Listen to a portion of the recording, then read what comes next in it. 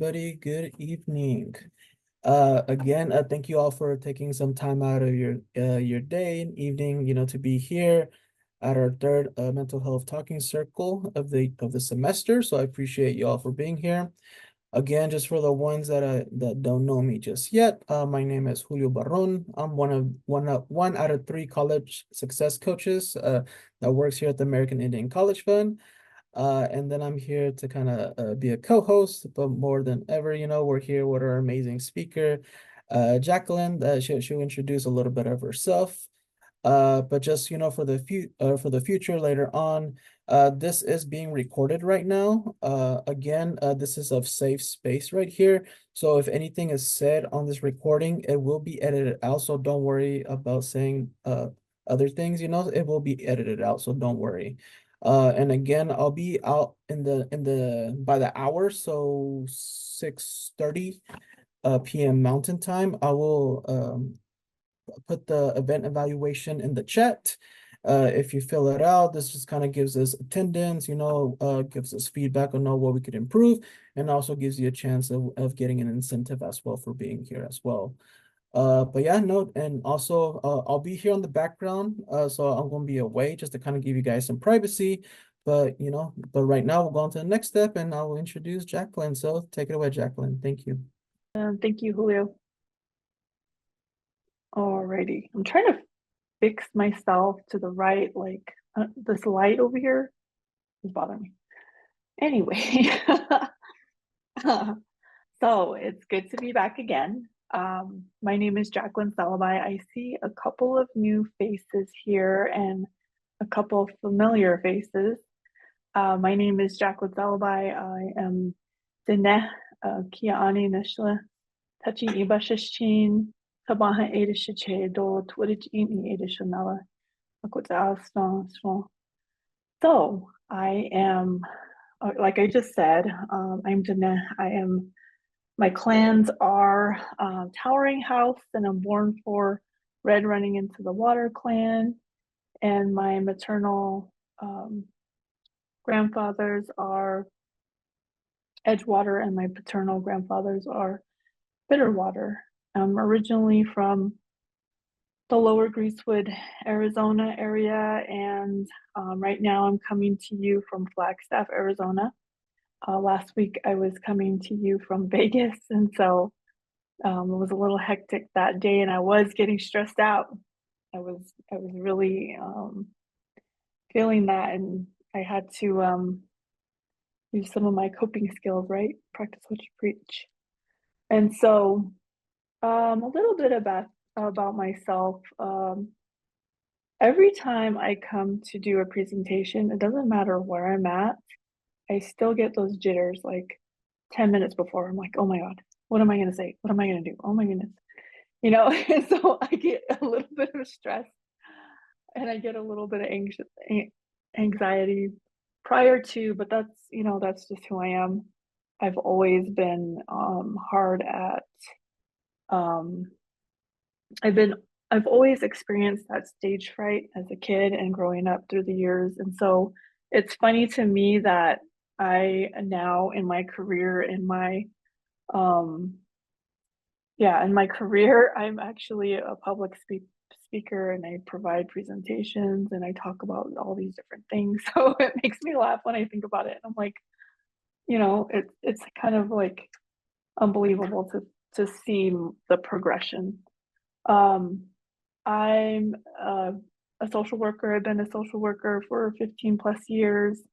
I grew up in the Winslow, Arizona area. I grew up in the border towns, but I was raised on the res. Um, and just being around family and grandparents, cousins, and everyone in the family, it's really awesome to see the life that we live as Indigenous peoples and hear the story and hear the language. And um, I'm still trying to learn the language, and I'm still trying to gain more insight into our traditional and cultural practices. And I'm a mother of three daughters, and my oldest being in college herself, she's 21, and then my youngest being 4.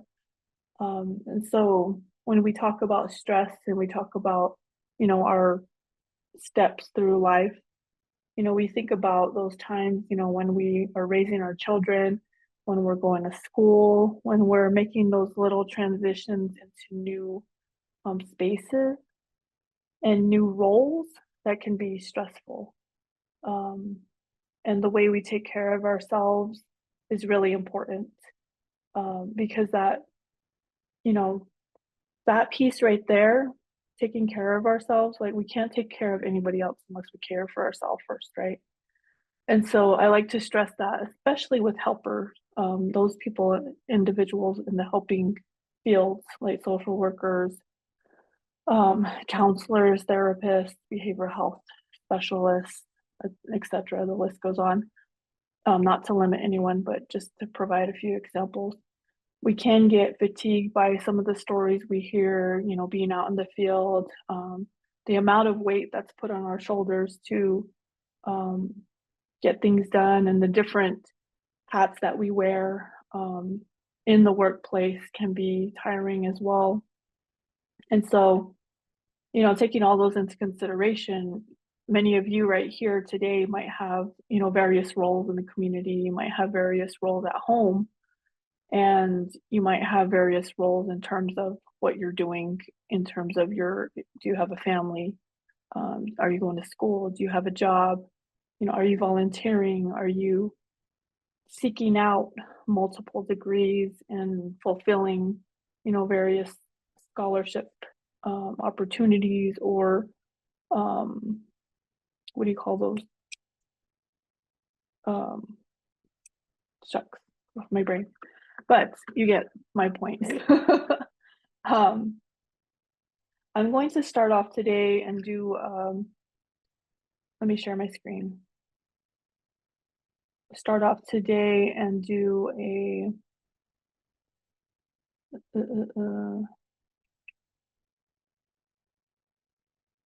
I did a brief introduction, but I want you all to do your own individual introductions.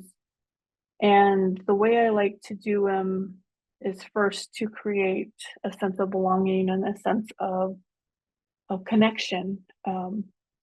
So today, I welcome you to the Wellness Circle. And by that, what I mean is, I like to conduct our presentations or meetings or whatever you have it, in a circular fashion, because I feel like that in itself is a powerful tool to implement anywhere you go, right?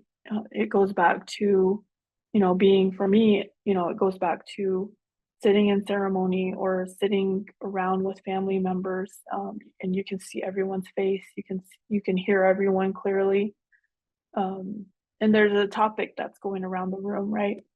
And much like talking circle. And so I like to use that style and that approach.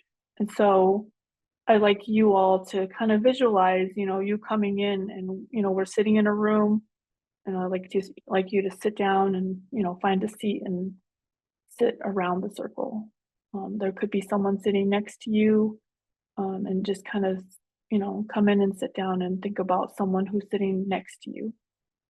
And so with that, I would like to have you all introduce yourself. I want you to provide your name, provide your tribe and or clan if you have one. If you don't want to share, that's totally fine. Where is your homeland? You could be in one place, but your original homelands could be in another place, right? What college are you going to? What is your career goal? And you're all here going to college, so what is your career goal? What do you want to achieve? And then I implemented a show and tell. What's on your phone case? I'll show you mine after you all show yours. All right. I feel like it's really like the phone case can be really personal, right? Because we carry it everywhere. It's like a part of our body, essentially. Um, so we'll do that later. But who wants to go first?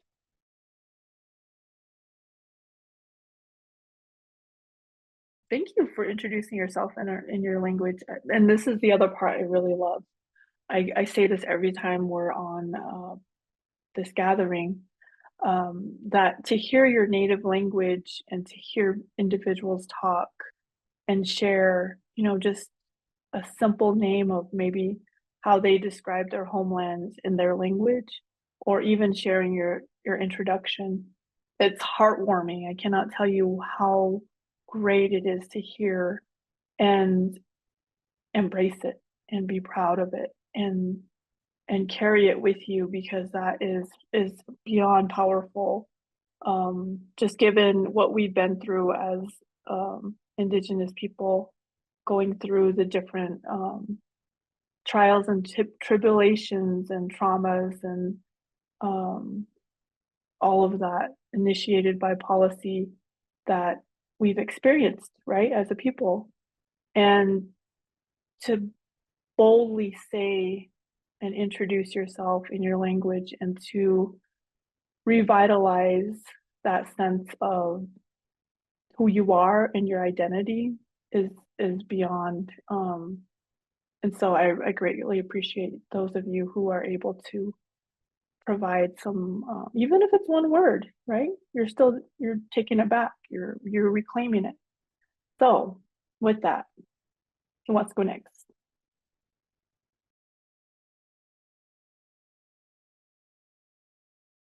Awesome, thank you. And even if it's a black phone case, that tells a lot as well. Great. Thank you. Appreciate that. And I really appreciate you introducing yourself. I know sometimes we're hesitant, right? Because we're not saying it right, or you don't say it like that. You always get those responses. So I really appreciate you taking that healthy risk. Anybody else? Let's see who else is here. Who would like to introduce themselves?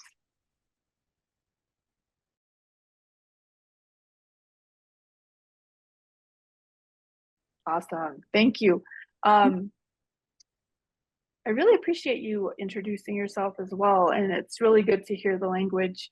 I was up there in Red Cliff near Bayfield, Wisconsin.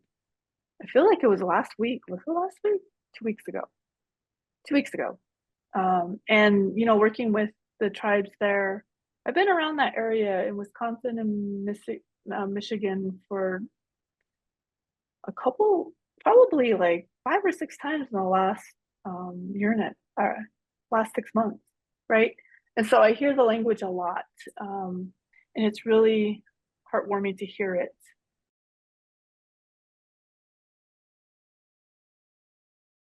Yeah, that's awesome. Thank you for sharing. I know I did the reason why I was in Red Cliff was we did a historical trauma training with the grantee there. And so on my real 8 to 5 job, I'm a grantee technical assistant, and I work with tribal nations across the United States. And I go in and, we provide trainings. I co-facilitate on 4-day curriculum called Gathering of Native Americans. And, we talk about creating accountability and responsibility with the community in terms of healing historical traumas, and especially those intergenerational traumas, those patterns that we've created over time, right, that are unhealthy. Yeah, and it's really awesome. And I work with another grantee that they're implementing a grant, and you might be interested in this because it could possibly be in your neck of the woods. Um, they are from Turtle Mountain, and maybe I'll contact you after this because I feel like it might be a good opportunity for you to be a part of their planning grant. And it's essentially that it's gathering information from the community to create a plan of action on how they're going to create a system of care in their tribal organization. And so I'll just leave it at that, but I'll try to remember that. That way it's a good learning opportunity. Sorry. Okay, back to the presentation. Who wants to introduce themselves next?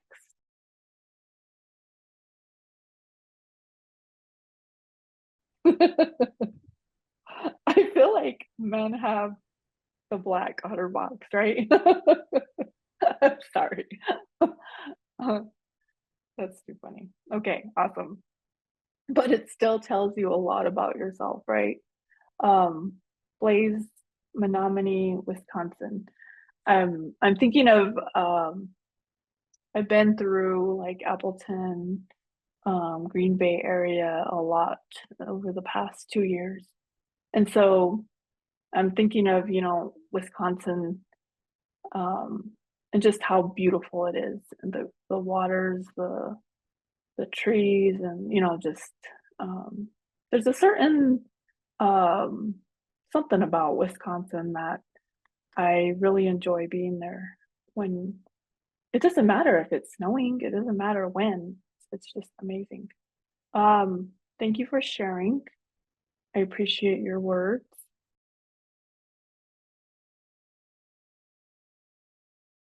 Right. So, I told you I would show you my phone case, and mine for a long time. I just wanted to carry just a simple black phone case. But over time, my daughter added stickers, and then she added another sticker, and so I just keep that on there. So when I travel, I'm constantly reminded, like this is a cat with some hearts on it, and so it gives me a constant reminder. Um, so I send some messages back to her and make sure she's good when I'm on travel. And then I have this little attachy thingy on my phone because I'm searching for it and I'm like, where did it go? Or um, I can just put it on my wrist and like, have it dangle. But my daughter made this as well. And so it kind of serves two purposes. It serves the one to like, so I don't lose it, and another that I can like fidget with it and like think about something. It's amazing. Maybe she can make you guys one too. So we'll get to the bulk of our discussion today. I can't really see the chat. Okay. So the medicine wheel and circle of life. Today's discussion is basically again about stress. For you that were here last week, Derek, I know you were here last week. We're going to talk about it again, stress, but we're going to take a little bit more of a discussion approach to this. How many of you know what stress is?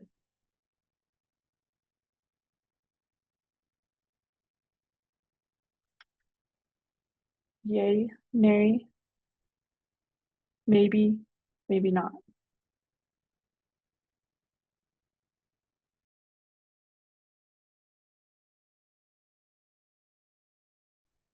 Cortisol, it could be a physiological response. Yes.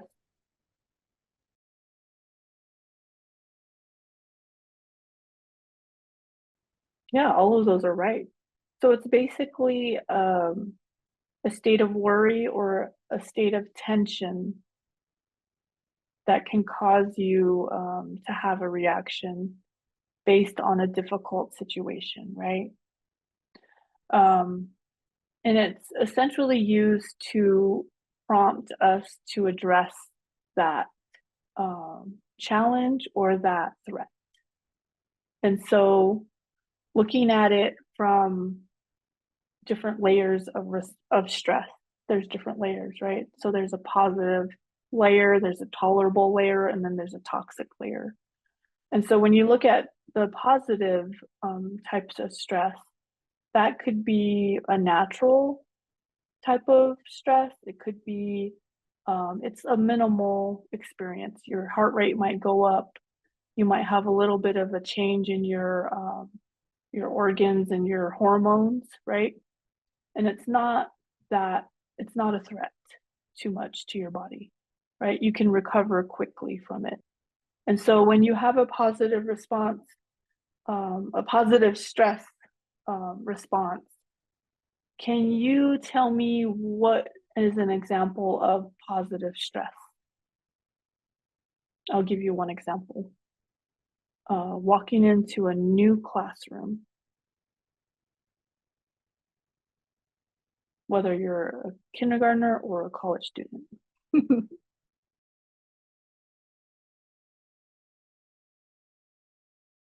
Yes, exactly. If it's new, right? I had a coworker um, join me in Pilates, right? Funniest thing. They never experienced Pilates ever. And so after that, that 40 minutes, it was like, what even is this? What happened to me? So yeah, it could be exercise. What else could it be?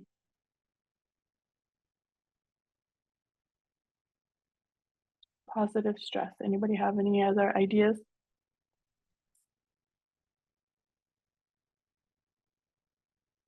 It could be something, I know we've been through COVID, we've been through that, and some of us experienced toxic stress as a result. But something as simple as getting a vaccination, right? A shot.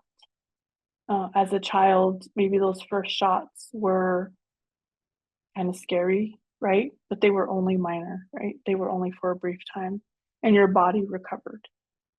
So that's another example of positive. Um, Go moving on to tolerable. So this is a little bit more in terms of activating the body's alert systems. Your body changes a little bit more, right? It's at a greater level than the positive stresses. This can be more severe and it can last longer in your body, in your organs, in terms of the hormones that are released. And so this can be an example of something that's a natural that happens. One example is the loss of a loved one. Another example is a natural caused phenomenon. Um, some of us had tolerable stress during COVID, right? We've lost a lot of individuals in our family. There was changes, there was shutdowns, there was things that were put into place. Um, and some of us, we grow up in an area that a lot of these things are happening, right? And so we experience this tolerable stress over time. Um, and it takes time to recover. It takes a little bit longer time as compared to positive stress. And so that's tolerable stress. Now moving into toxic stress. And this is strong, more frequent, long lasting effects on the body. And so an example could be physical or emotional stress. It could be someone who's experiencing substance abuse or mental illness from a caregiver, um, or being in the family, with someone who's living in that situation. It could be someone exposed to trauma or violence. And these individuals have an increased rate of experiencing a stress related disease, which could be, one of those chronic diseases that we hear across um, we just hear about, these high, especially indigenous people, right? We have a high rate for all of these things, right? Whether it be heart disease, diabetes, lung disease, and, we have all these high rates. Um, and so it increases our risk of having these stress related diseases, intellectual impairment, and it causes us to have to focus on the toxic stress and repair it for a number of years. It takes a long time to recover from toxic stress. So, um, can you tell me what can each area look like in terms of tolerable? Like you're able to move through it. Um, what is positive? Maybe you can provide me one example of tolerable. What does tolerable stress look like?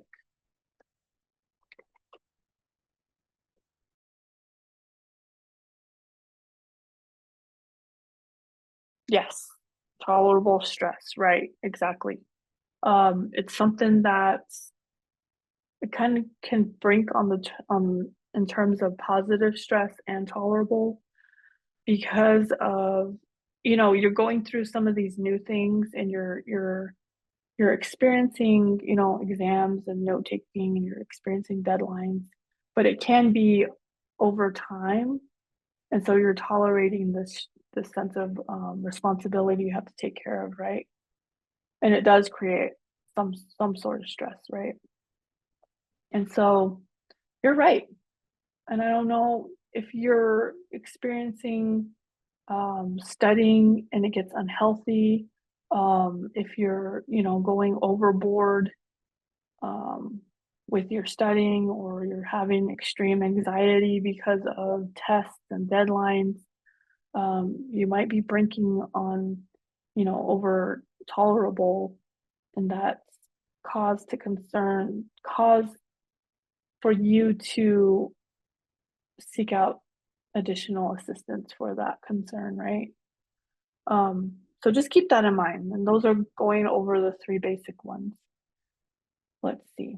And so if you take a look at the medicine wheel, I put in the 8 dimensions of wellness into this wheel. They're not in any order. I just put them in any which way because I feel like these 8 areas make up who we are as individuals. And I like this, I like to use these 8 components because it really helps to see who we are as individuals, right?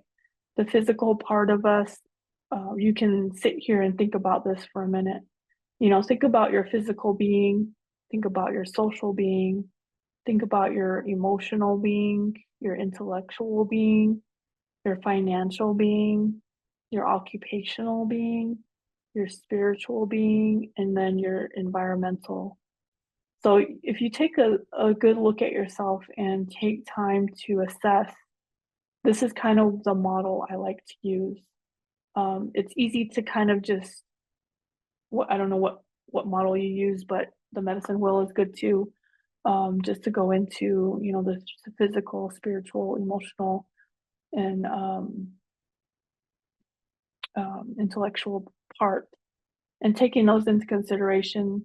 The medicine wheel, it could look different from tribe to tribe, right? it can um it can be used in a different way, and so keep that in mind. I don't want to offend anyone that might have different views than I do. And this is just to provide an educational piece on that. But keep in mind the medicine wheel, and I don't know what it looks for your tribe. It looks different for me. It could look different for you. And it might work for you to use that model. And if that is, then great, that's awesome.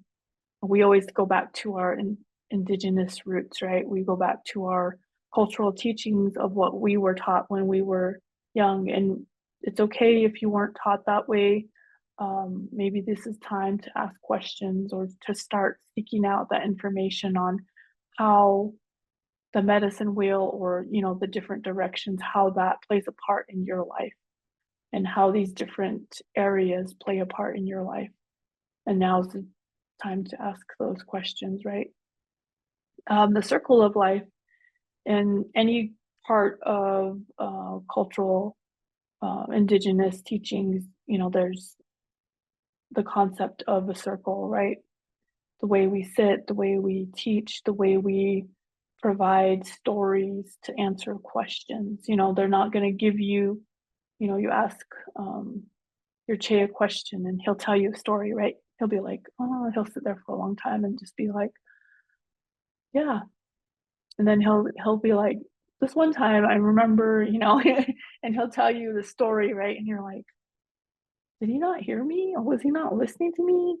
Like, where is he going with this? Like, and so he'll tell you the story, and then he'll come back around, and then he'll be like, yeah, and then that's where, and then he'll finally end it, right? And then finally you're kind of thinking like, oh yeah, okay, he kind of answered my question. And it kind of goes back to that circle of life. And so when you look at for Navajo, we have a wedding basket, right?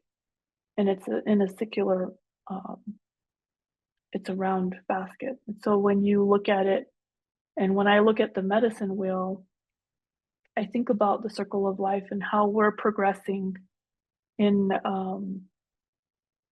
from being born, and we go through certain rites and we go through certain ceremonies or introductions, right? Some of us go through naming ceremonies. Some of us go through puberty ceremonies as we enter into adolescence. After adolescence, we move into young adulthood. We might experience college. We might experience trade school, relationships, marriage. Um, then we get into adulthood, right? And so with that, we may or may not become grandparents, and with our relationships with our clans and our big families, we might be adopted into certain roles, and we might become, what do you call them, godparents or grandparents, or we might have a specific role in how we're raising up our nieces or nephews or cousins or great grand cousins or great grandnieces, etc. Right? I just use that format just to give you an idea of who I'm talking about, because we can say our children, right? And it could be everyone in my family's children, right? Um, so just keep that in mind as we move forward. And it's really important to keep that concept in the back of your mind and your thoughts. So that way, when we talk about stress and we talk about self care and advocating for keeping myself well and healthy, it also goes into what is stressing me out, right? But it's bigger than that, because we're holding up so many different pieces, right? We're connected to so many different individuals in our families, in our communities, in our societies, in our clans, in our um, what's the words? Um, our generations, right? You can think of those individuals standing beside us, but there's also individuals standing behind us, right? Our ancestors, those who came before us. But there's also those who are going to come after us, right? Who stand before us. So our children, our children's children. And so think about that as you take this whole concept into consideration. And so we're going to move into self care.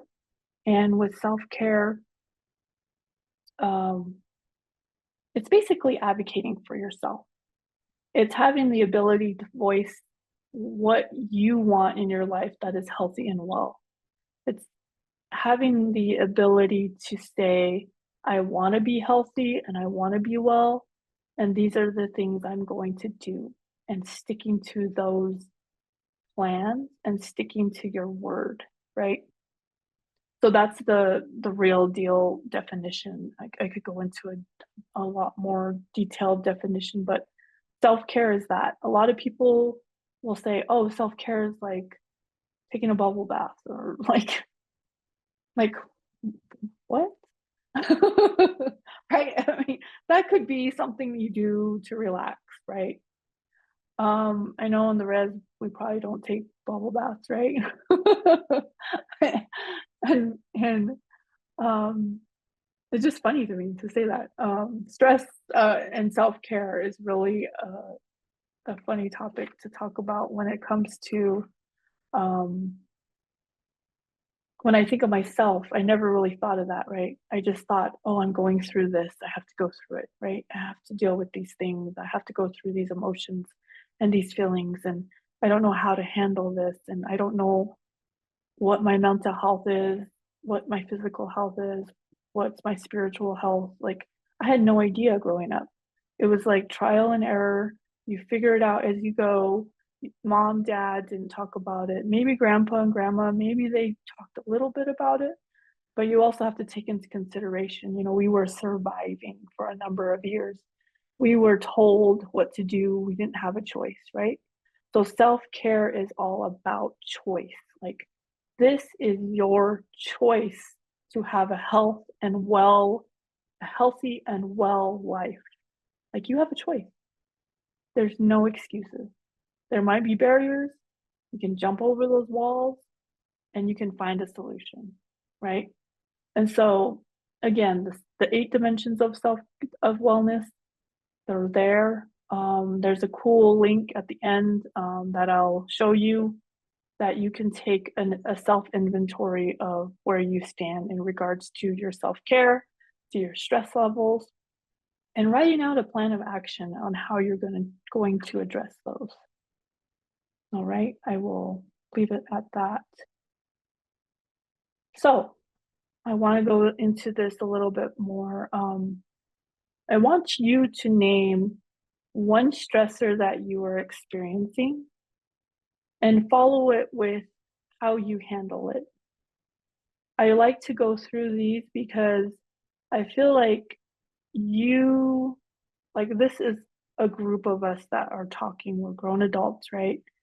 And if I'm going to share one thing,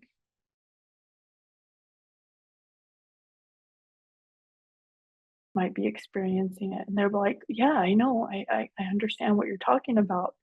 And she has a cool idea of how to approach it, right? So I want somebody to come off mute. We can get a chance to all say something, that would be great. But name one stressor you experience and how you handle it. Who wants to go first?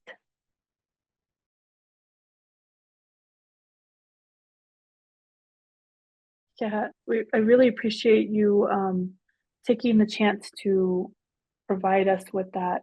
Um, I just want to first say that it takes a lot to, be vulnerable with other people. And, whatever's said here stays here. Um, so that way we're creating that sense of safety here. But I really do appreciate your providing your perspective on, the loss of a loved one is very hard. And grief, it comes and goes. It'll stay. Um, it'll sometimes be easier to handle one day and it might be harder to handle another day. And your tools of how we can, at least assist with the stress is prayers, faith, and family.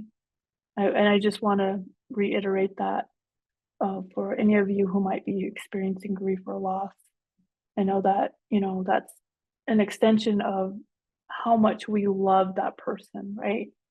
And we did a grief and loss presentation, I believe it was last or 2 semesters ago, and it was very well received because there was a lot of students dealing with grief and loss at that time.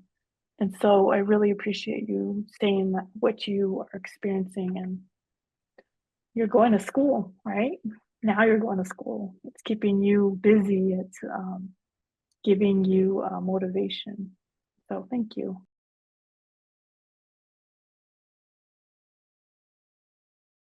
And that's real. That's real, right? That's like no holding back. Um, and that's exactly what we're talking about in terms of stress on how, and it really depends how far you take it, right? Because one thing can be a positive stress, but if you continue it day in, day out, like you were talking about studying, reading, and going to the extremes to where it becomes a toxic stress, a toxic stressor, and your doctors are telling you that you need to stop this, right?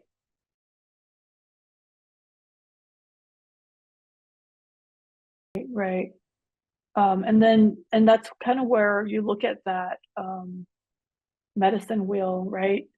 Um, Usually, I have the 8 dynamics, the 8 wellness dimensions, and they're like circles linked in together, right?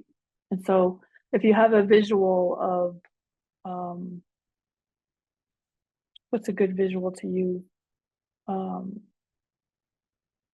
if you have the thought of, you know, perhaps it's like a one of those scales, right? If you have too many things in terms of occupational or educational, right? If you have that too much in your sphere and it's all weighed down in one area, you know, what is that? What does the rest of your plate look like, right? Your physical being is suffering, your emotional being, what does that look like? Your um environment, what does that look like? If there's been if you're taking a toll on, you know, not being active, not doing certain chores or doing certain things that you need to do, you know, what does your house look like? Or, you know, what does your social environment look like? Your social sphere, you know, did you maintain friendships? Did you maintain contact with your family? Because studying had to take a lot of time, right? It had to take a lot of effort and a lot of hours. And so, let me ask you a question. Did you see those other areas of your life suffering?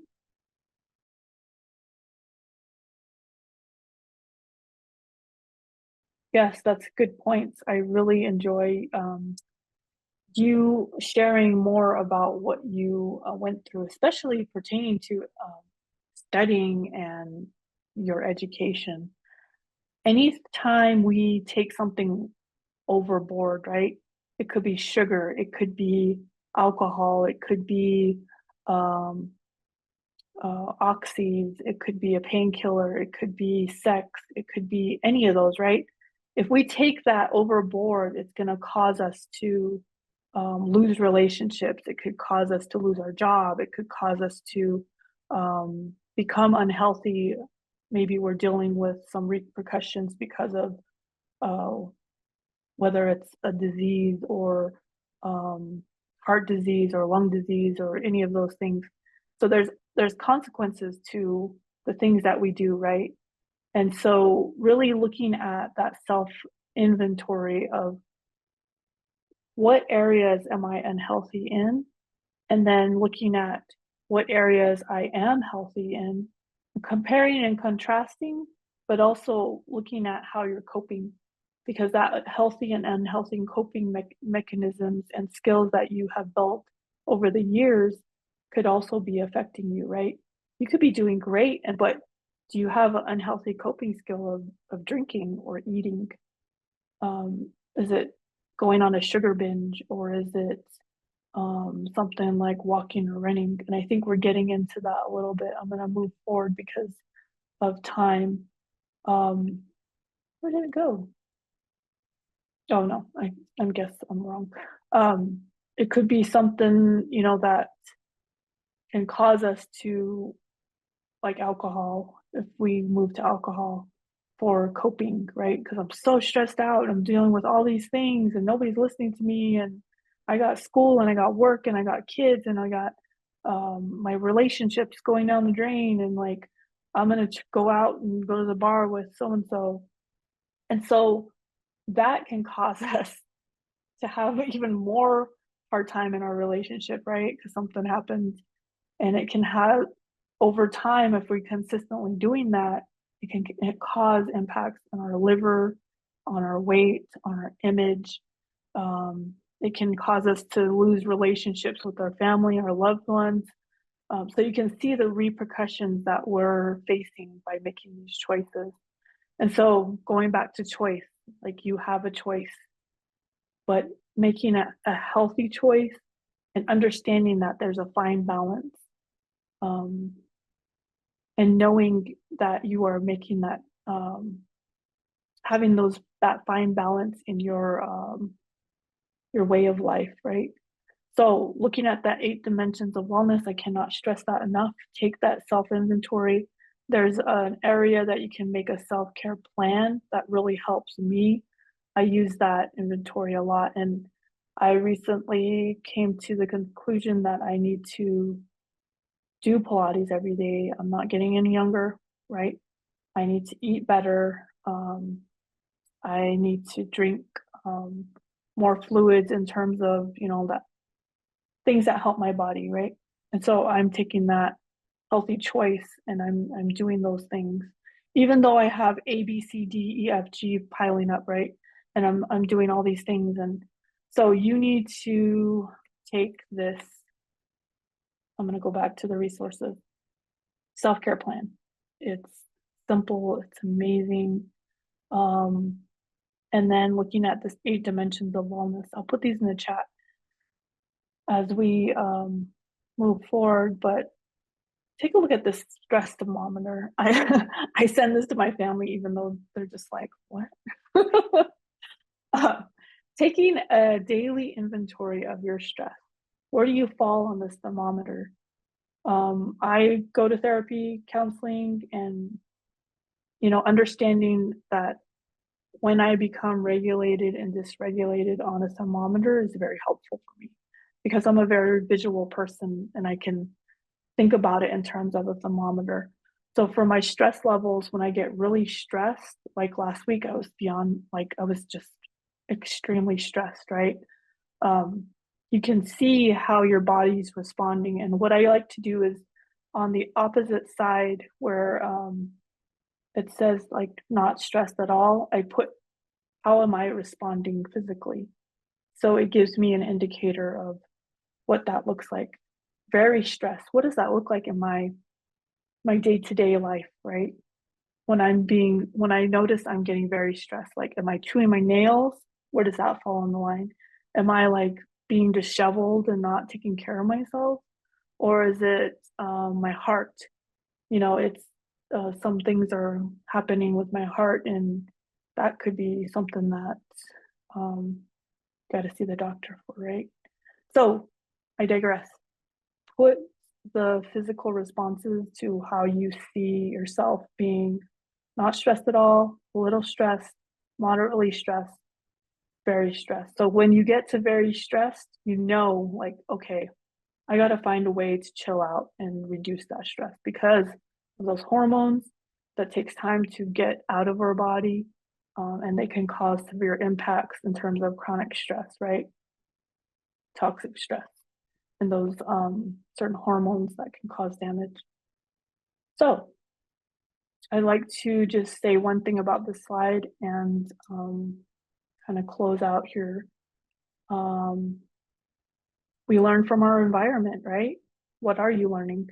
Some of us did not learn about stress management, or self care at all growing up, right? Some of us didn't hear about it until we got a job. Some of us didn't hear about it until we got to college and we're actually learning about biology or something like that, right? Anatomy. And I know that they've been implementing more classes on mental health and stress and what that looks like and how to take care of yourself. Um, a simple Google search, you can look for a lot of different things. I'm not afraid to ask Google whatever, like, you know, how does stress impact my body, or how does stress impact my brain? Because we could become very forgetful or very anxious, or some of us might resort first to anger, right? Anger, anger, anger. Um, so take a look around yourself and think about where you learned about stress management, coping skills, where you learned about self-care. What did your parents tell you? What did your elders tell you? What did you learn from school and what did you learn from social media? Parents and elders, they might be a little bit more indirect. They could be something like mom or dad saying, hey, get up, go run, go get outside, go play outside, go do this, take out the trash. They were teaching you these skills early on to get you moving, to get you outside, to get you to clean, to get you to clean your environment and make it a good space for you. So school, social media, those are more formal, right? Like a presentation, like PDF documents, right? Or like some things a video that you could watch. Work. Work is more related to how you're going to interact with others and work with one another. The only way you're going to have a happy work environment, right, is to have a reduced stress level, right? And so when you're working fast paced and work environments like human resources, when people are coming in complaining, people are coming in and asking you questions, and there's a ton of things to be done, that can get really stressful, right? Your stress level can go up to here. So, what are you learning from your work, and what are the um, tools and resources available for you to bring your stress level down? Because nobody should work in an ongoing stressful environment. Um, let's see. So we're coming up to the end. I really enjoyed hearing from those of you who shared, and I really appreciate your stories. I wish we could go into things a little bit more further, but due to time, we're going to have to cut it here. Um, again, thank you so much for being here. If you have any questions, Julio, the guy, he will answer all your questions. I'm just kidding. Or he will send me an email and give me um, some time to respond. But otherwise, I'm going to put the resources in the chat so that way you have that. And I'll turn it over to you, Julio. All right. Thank you, Jacqueline, for everything. I Yeah, appreciate everything you do, and hopefully everyone in the audience learned something new, or just kind of utilize another tool to your put it to your resource and everything. So appreciate you all for being here. I yeah, did leave the event evaluation again there, so just do it when you get the chance. And definitely copy the resources that Jacqueline is putting on the chat as well too. yeah. And then just a reminder for the next session, the next one will be April 3rd. Same time, 5:30 Mountain Standard Time. So appreciate y'all for being here. And thank you, Jacqueline, again, and have a good evening, everybody. Take care.